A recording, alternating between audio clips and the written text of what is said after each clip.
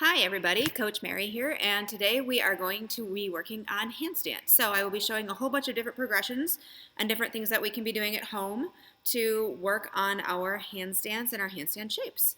Okay, so first thing we are going to do is we are going to talk about our straightest great shape. So what we're going to do for that is we're going to be standing nice and tall. We're going to put our arms up by our ears, tuck our bottoms under, tuck our tummies tight, and stretch to the ceiling as tall as we can. We can stand here, we're going to try to hold it for a few seconds and squeeze, make sure our ears stay covered. We can take our head and peek up at our hands just a little bit, but we want to keep our ears covered by our arms. So that is our straight is great shape. That shape is basically what our handstand is going to be. So that's what we need to work on, making sure our ribs stay tucked in, our bottom stays tucked under, and our ears stay covered, okay? The next thing that we are going to do is we are going to grab something. It can be something like a dowel or a block or even a stuffed animal or a toy, and we're gonna work on shoulder shrugs. So we go to our straightest great shape, everything nice and tight and tall, tucked in and under, and we're gonna take our stick or our toy or whatever we have, and we're gonna go down and up with our shoulders. And let's do that a few times, trying to keep our shape good. Everything nice and tight, just down and up. Now for your handstand, you want our hands to be about as wide as our shoulders. So shoulder width apart and being able to think about squeezing, pushing down and up. Okay, the next thing we are going to do is we are going to take our straighted great shape and we are going to do it laying down. We are going to try to do it like our handstand. So we are going to lay down with our tummies to the wall, squeezing, hips tucked under. Everything's tight as tight can be, or our tummy to the floor rather, not the tummy to the wall. Everything as tight can be, hips tucked under, arms by our ears. So it's going to look like this. I'm going to push my hands against the wall. My feet are together. My legs are tight. And I'm trying to get my whole body flat to the floor, as tight as I can be.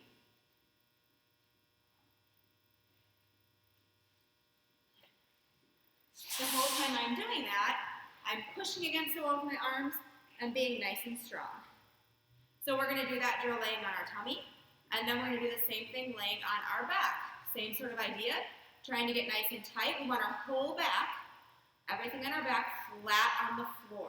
So no arching position. We should be able to stick our hands under our back while we're on our back. So same idea, arms by our ears, straight legs, pointed toes, and squeezing, pressing our back into the floor, squeezing our bottom, tucking it under.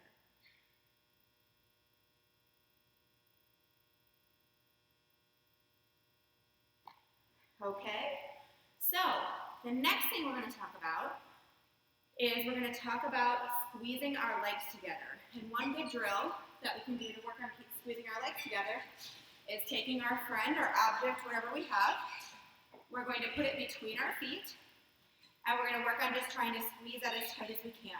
If you can see, I'm doing a little bit of squeezes in and out with my legs, and that's going to help me work on leg tension. I'm also squeezing my muscles, my quad muscles, pulling my kneecaps up my legs, so that my legs stay nice and straight the whole time. I'm just squeezing and relaxing.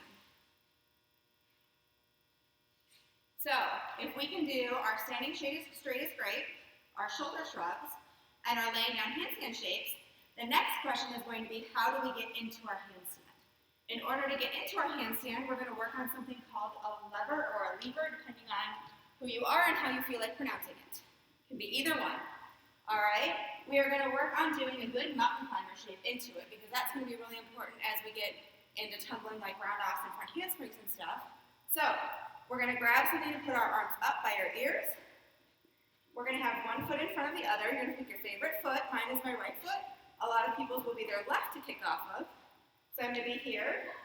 I'm going to bring my hands where I can see. I'm going to peek at them just a little bit.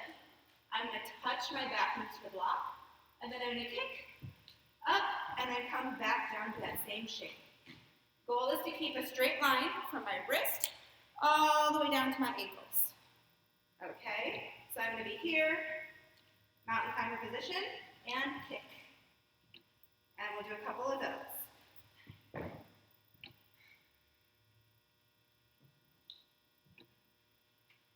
And that's how we're going to kick up to our handstand. All right, that will help us a little bit later on as we're working on trying to get up. All right, our next drill we're going to do is going to be a piked handstand. So, for our piked handstand, you can use a chair at home, you can use your sofa, you can use your bed, you can use a whole bunch of different things. I'm going to use my trusty spotting block right here. I'm going to take my toes, I'm going to put them on the spotting block, and I'm going to have my hips up as high as I can over my head. So my goal is to have a straight line from my bottom all the way down to my hands. And I'm still trying to push tall as tall can be. And squeeze and squeeze.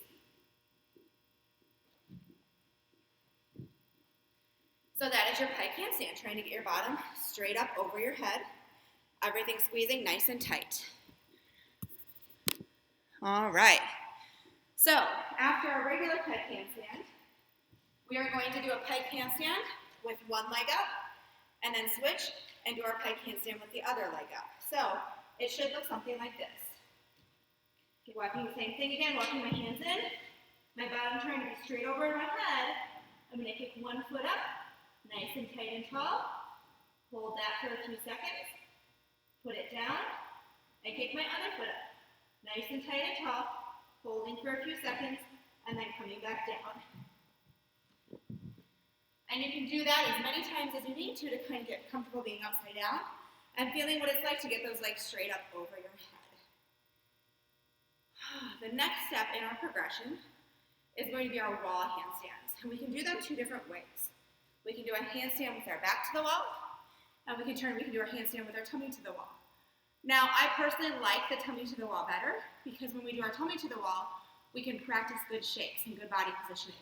Our goal for our tummy handstand to the wall is going to be to have our whole body flat against the wall.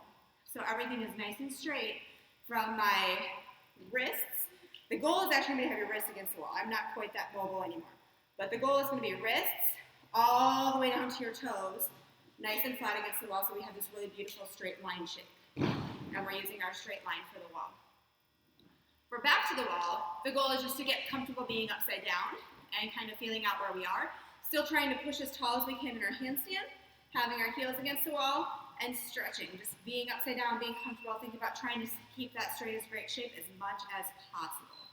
So, I'm going to try to see if I can move this so you guys can see the shapes against the wall here.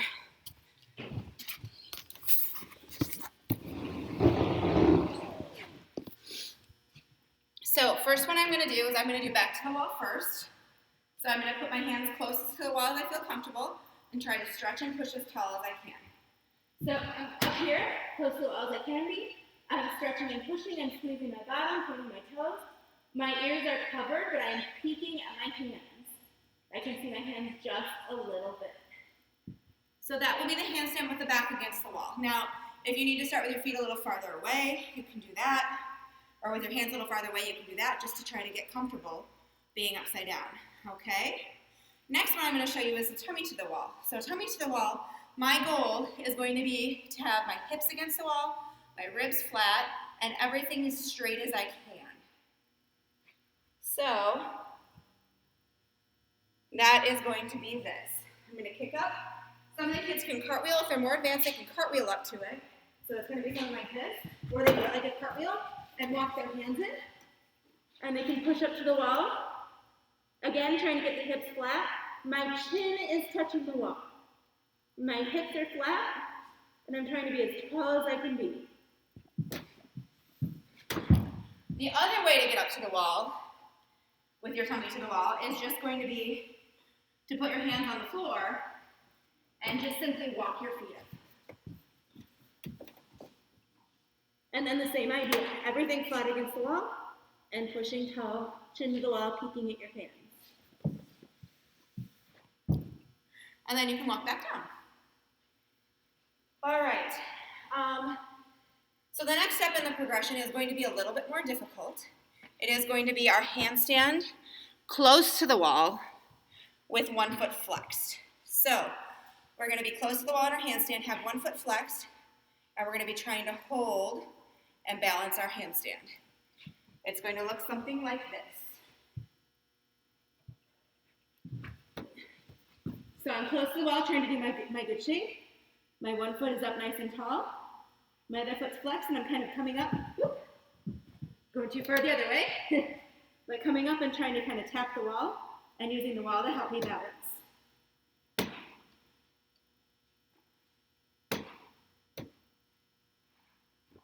And then again, make sure you have room to come down safely. Okay, so after that, the next step is going to be to try to handstand hold on floor, where you're going to allow yourself to walk a little bit because that will help you be able to get your balance. So again, practicing our mountain climber to our lever is essential here because that's how we're going to kick up. So same thing here, arms are up, we do a mountain climber, strong kick, up to our handstand, and then we try to walk and try to gain our balance. So same thing again, pushing, feet tall, and trying to walk and move just a little bit to get our balance in our handstand. After that, we can try handstand shoulder touches. So you're going to kick up to your handstand and try to touch your hands to your shoulders.